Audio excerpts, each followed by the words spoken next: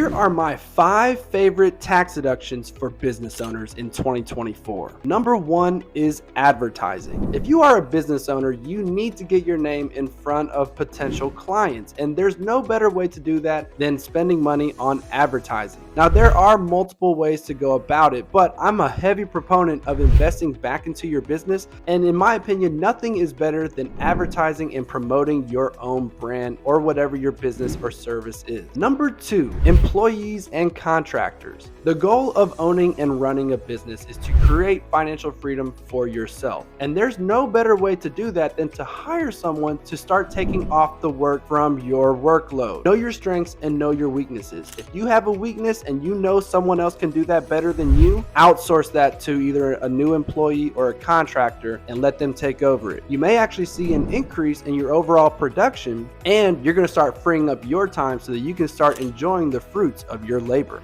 Number 3, software and equipment. I'm a big proponent in investing back into your own business, and especially for someone like myself, with all of the different artificial intelligence and really high-tech softwares out there, we can streamline a lot of processes by just investing in the right software. And the same can be same for different production or even construction companies. If you invest in the right machinery and equipment, not only do you get a tax deduction for investing in that equipment, but in theory, this equipment will then also make you more productive and increase your overall revenue and profit. Number 4, depreciation. Again, I'm a big proponent in investing in assets. And if you can invest in something like real estate that can generate more cash flow while also providing tax incentives, I always think it's a plus. And not just real estate. I mentioned software and equipment earlier, but you can also look at vehicles and other types of trucks and cars that you can use in your business. And you can also depreciate those and use that depreciation to offset your income. Now, one thing you do need to be mindful of whenever you are depreciating assets is depreciation recapture. Whenever you claim depreciation on an asset and you eventually sell that asset, the IRS does want you to reclaim all of that depreciation back as ordinary income. So if you're going to sell an asset that you have depreciated, make sure you come up with a plan for that depreciation recapture tax. And number 5, retirement accounts. Anytime you can defer taxes by investing in your future, I always think it's a plus. Anytime you can invest in your retirement and get a tax deduction and defer those taxes for a longer period of time, I always think it's a plus. Right now, things may seem great. You may not see much benefit in a retirement account, but 30, 40 years from now, whenever you stop working and you're not generating income, you will want to have that nest egg saved up so that you can then pull from and you can live comfortably in retirement age.